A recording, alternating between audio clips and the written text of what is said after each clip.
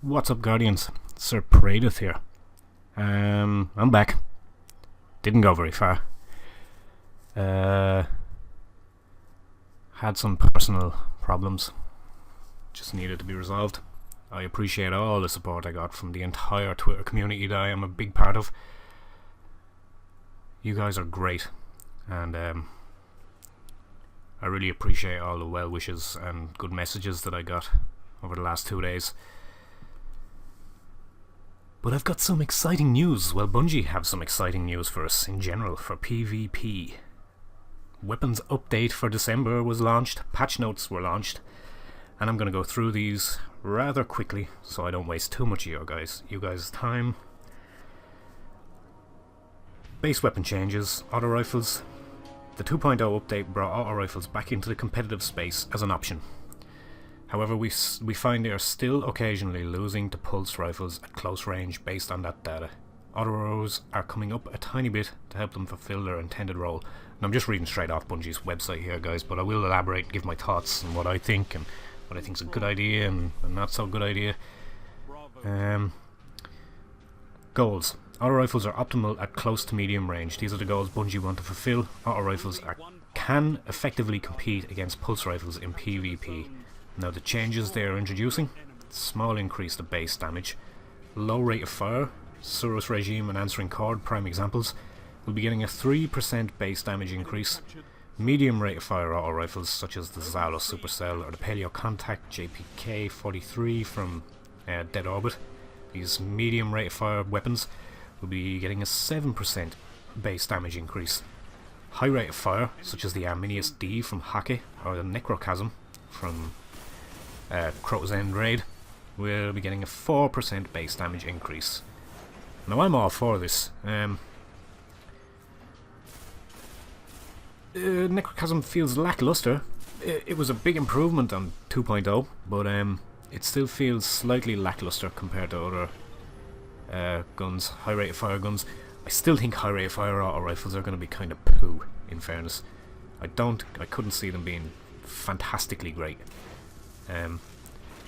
Moving on, pulse rifles are some of the most adaptive and efficient primaries right now. The base damage forgives enough thumb skill up close that they can compete with auto rifles. The effective range keeps scout rifles in check at extended range, and the burst cadence forces a grueling pace for even the most adept hand cannon users. We like that they are having a moment, but they need a few limitations in their raw utility. Now I would agree with this. They do need a few limitations. The time to kill on some pulses is crazy. Hawksaw in general, but they are a bit nuts at the minute.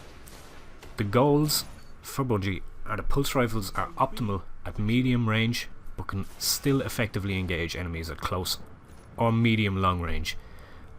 Pulse rifles shouldn't feel strong in PvP, but don't become the only competitive option. The changes: reduce base damage. Low rate of fire, such as the Messenger or Spare Change, will get a 9% damage reduction. That's meaty. That's a bit meaty. Medium rate of fire, such as Hawksaw or No Time to Explain, Red Death, will receive a 8% base damage reduction. High rate of fire, such as Bad Juju, will receive an 8% base damage reduction, and highest rate of fire, such as Grasp of Marok, will receive a 2% base damage reduction. Reduce damage fall off to start between auto rifle and hand cannon ranges. A low range pulse rifle will have shorter damage fall off than an average hand cannon. A high range pulse rifle will have further damage fall off than an average hand cannon. Increase base damage against AI combatants to 1.3x was 1.25x. This really doesn't make much of a difference. Comparisons on the charts will say, like, if you're consistently getting your headshots with your bursts from your pulse rifle, you will kill quick, as intended. Body shots, you'll be missing maybe an extra bullet or extra half a bullet, depending on the rate of fire, respectively. Hand cannons next. Hand cannons kind of went a bit downhill after update 2.0 and haven't really had much of a place apart from Hawkmoon. For 2.0.1 we've increased ADS accuracy for another pass at the goals outlined below. Their goals are: hand cannons are optimal at close to medium range, rewards agility under fire, precision targeting and snapshots. Hand cannons cannot reliably compete with scout rifles at long range. The changes increase ADS accuracy for more reliable shooting at close to medium range. For your information, Golden Gun is not and never will be affected by hand cannon weapon changes, and a smiley face. This should be blatantly clear, and anybody who thinks that Golden Gun is affected by hand cannon changes and nerfs or buffs is, in my opinion, a flipping moron. This is fine because I really enjoy hand cannons, and my hand cannons feel like they've been killed off slightly, which is kind of a pain in the dick. I like hand cannons. I liked hand cannons in year 1. I like hand cannons now in PvE, but in PvP, unless you're using Hawkmoon, you're not competitive with a hand cannon. Shotguns. Here we go. People gonna get salty. It's gonna be a lot of salt. Our last few attempts at curbing the lethal range of shotguns have made some dents in the legacy of the Fellwinter Times. I like the Fellwinter Times, I like it. But currently they are still weapon builds that can kill at surprisingly long range, albeit less reliably. We are hitting range again in the form of damage fall off, but we're also turning the focus to other ways in which shotguns can be lethal. Long range shotgun builds now call for more challenging sacrifices on other weapon stats: stability, rate of fire, reload and handling. The goals for shotguns: shotguns are most effective at very close range, complements melee attacks and other close quarter class builds. Offensively closing on an enemy with a shotgun is a risk-reward timing game. Reduce weapon agility so that CQ combat is more deliberate. Changes that they will be introducing are a lot. Reduce starting damage fall off to match melee lunge range. Low range stat fall off starts at standard melee lunge. High range stat fall off starts at blink strike lunge. So that's significant. Low range shotguns won't one-shot anybody past standard melee lunges. That's incredible. And rip shotguns. Just rip. High range is a bit better, but still significantly nerfed. Final damage fall off distance extends 0.5 meters longer for a smoother drop. Slower ready or stow times for all shotguns. Additional recoil across the entire stability stat range. Slower reload speeds across the entire reload stat range. Slower timed ADS for all shotguns. Slower base movement speed when shotguns are the active weapon. Walk, run and aim down sight. Sprint is unaffected. Add 2 frames delay when firing out of sprint. Increase base damage against AI combatants to 1.6x was 1.55x. Fucking yes. Shotguns are fucked.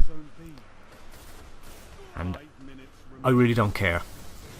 I used to use shotguns religiously because every other fucker in the game was using it.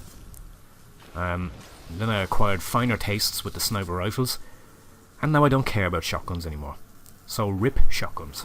R.I.P. Rest in peace. Fusion rifles. Yeah.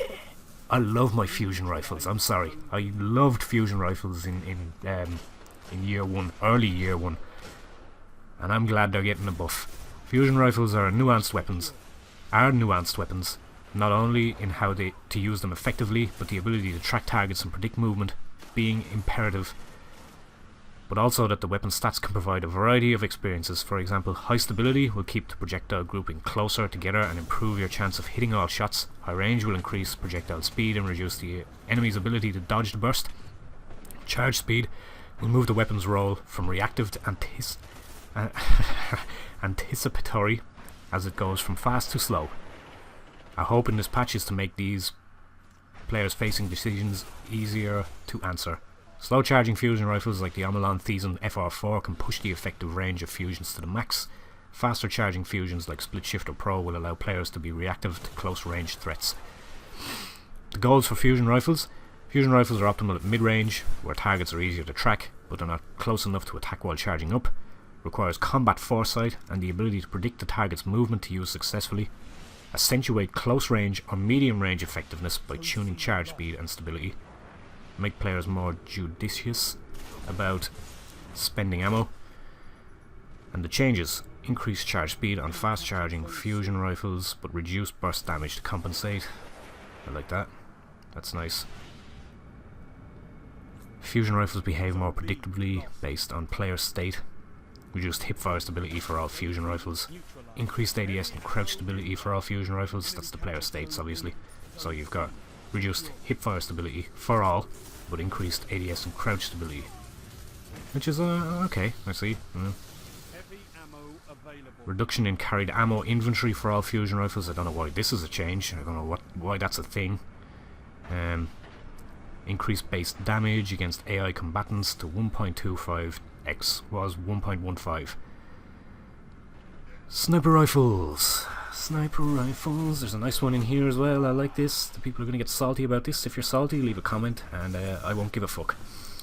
Damage fall off on sniper rifles is here to stay, but we're pushing it out a bit further to ensure that a precision headshot is consistently rewarded.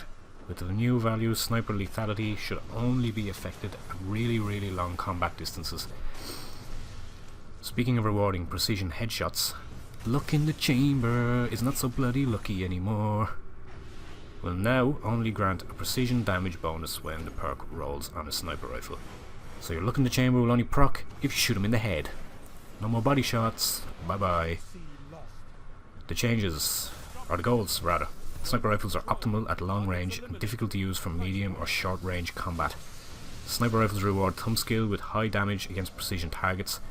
The look in the chamber perk on sniper rifles should still require precision shots. Changes: extend sniper rifle damage fall off, so damage only reduces for very long range shots. Look in the chamber on sniper rifles now only buffs precision damage. Get salty. Get salty. Get salty. And let me know in the comments, so I can say, fuck you. Sidearms. Sidearms are the multi-purpose support weapon for close range edge cases. Suppress a nearby flank route, gun down a rushing attacker, or swap to it when you just need a few more rounds to finish off a weak target. Goals for the sidearms. Sidearms should always feel light and responsive. Reloading handling stats go from good to great. Sidearms are optional at close to medium range and lose effectiveness at long range. Sidearms are intended to act as an all-purpose support tool for your primary weapon rather than a special case alternative. Changes to sidearms are small. Increase ready or stow speed for all sidearms. Exotic weapon tuning. Here we are now. The first curse. The last word is your close range hipfire bullet storm that begs you to rapidly empty the magazine. The first curse is the spiritual opposite, a heavy hitting slow firing pistol that asks you to stay calm, take aim and drop each shot like a megaton payload. Blah blah blah. Not going to read all that. Basically they're just talking nonsense. Changes. First curse perk now refills the magazine when activated. Provides better stability, better target acquisition, and damage fall off starts further out while the perk remains active. Plus 25 to first curse base range. Fix the bug where the first curse perk would deactivate if the player summoned their ghost. Boost the imprecation base range and magazine size. Hawkmoon is getting a bit of a nerf.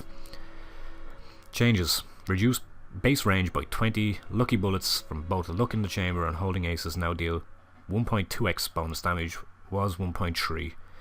There is Chaperone. Chaperone is getting a reduction to base damage and an increase to precision damage, scalar to 1.75x, was 1.1. Fabian Strategy is getting a change. Frontline perks on Fabian Strategy no longer buffs rate of fire as a bonus modifier. Frontlines now increases the base rate of fire stat to highest speed. Damage per bullet is offset to match the high rate of fire archetype. Oh. So they're changing the increase in rate of fire from frontlines decreases damage per bullet? Is that what this is saying? Strange. I don't use Fabian Strategy, so I don't really mind. Removed extended mag perk and replaced with flared magwell, sorry. Removed small bore perk and replaced with rifled barrel. Needed to make these changes to prevent shipping a magazine bug that could trigger when reloading the weapon while frontlines perk was active. Alright, okay. Increased base reload and stability on the weapon to help offset the removed stat upgrades. Black Spindle. Changes to Black Spindle. Remove scope upgrades from Black Spindle talent grid. Spindle only has one scope. Replaced with barrel upgrades. That's fine. Sleeper Simulants getting a buff. Max inventory ammo buffed from 7 to 9. Ammo swap exploit removed. Weapon no longer converts one ammo from a different heavy weapon to a full inventory. Inventory no longer benefits from fusion rifle ammo perks, but does benefit from heavy ammo armor perks. Heavy ammo armor perks that do not exist. So that's great. But there's one more thing.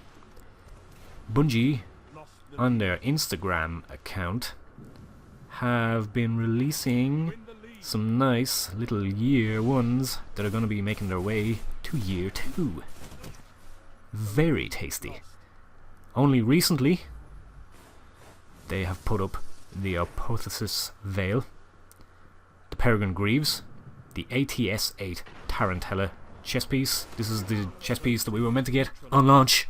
I remember them saying on launch, and months later we finally get it in December. Super good advice. Nothing manacles. Plan C. Plan C is back. Dragon's Breath. Dragon's Breath with Tychonaut helmet. Anybody? The Armamentarium, which it was my favourite chess piece for the Titan. 2 grenades. You can't go wrong. And my baby is back. Oh, Betty is back. Mida Multitool. Or Mida Multitool, whichever way you want to say it. Mida Multitool is back. Fuck yes. I love this gun. This gun with a hunter and Radiant Dance Machines was fucking sexy. I love it. I'll be keeping an eye on their Instagram page to see if any more stuff comes up, because Apotheosis Veil has literally just gone up 17 minutes ago. And we will see if there's any more. If there is, you shall be updated and known. Let known. That's about it, really, guys. My thoughts on all that are pretty simple. Shotguns are fucking dead, except in extreme close range combat. Look in the chamber, Irene is screwed. And as I said, if you want to get salty, I'll put a little beaker in the comment section and I can collect all your tears. Keep an eye out, guys. Next week is episode 2 of The Good, the Bad and the Ugly. Also, I will be doing the Soros PDX45 impressions that I was going to do with the Take an E perk. The only reason it hasn't gone up sooner is because I haven't ranked it up, because I've been whacking Iron Banner. Nearly rank 5. Might do a little video on what I get from my rank 5 package, just so you guys know, because on Twitter and stuff people have been getting helmets and guns, and I can't wait. I want to see what I get. So, as always, guys, you are fucking awesome, and I love yous. I love yous. Peace out, guys. Talk next time.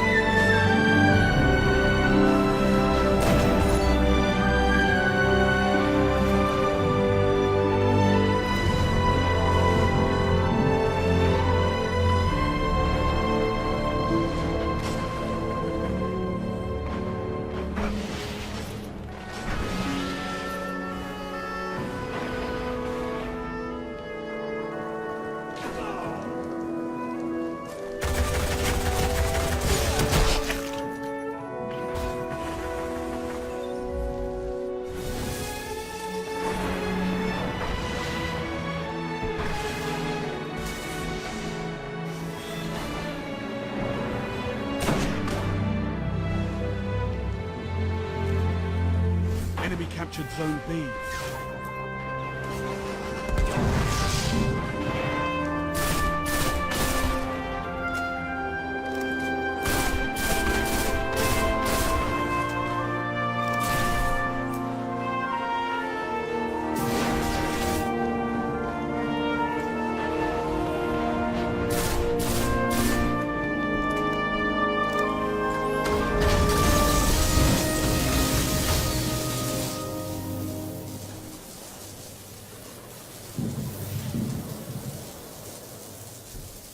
You neutralized Zone B.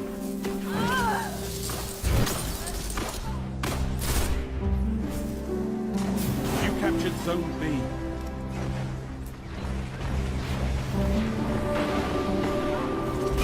Heavy ammo on the way.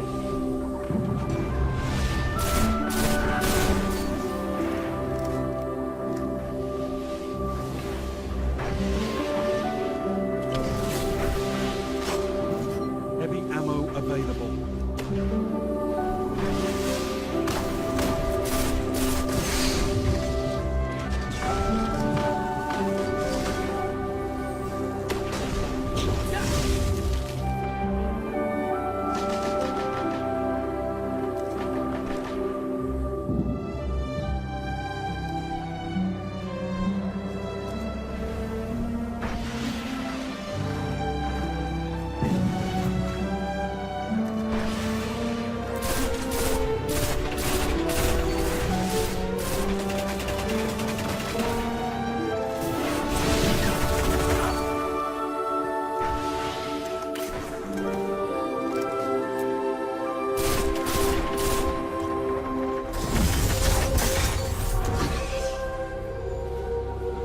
Five minutes remaining.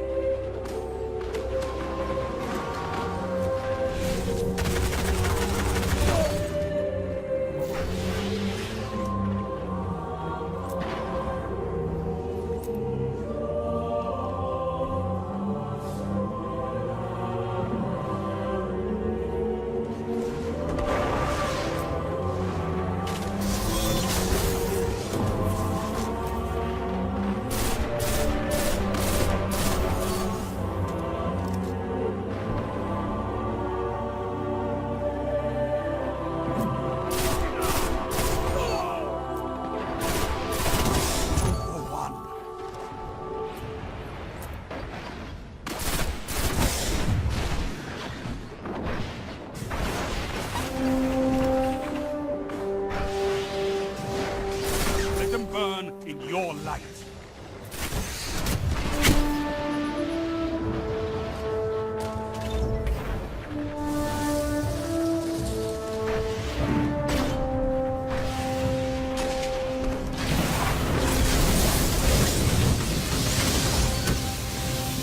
Double kill.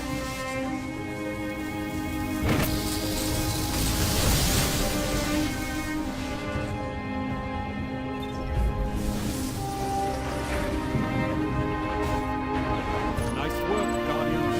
Your efforts have been noted.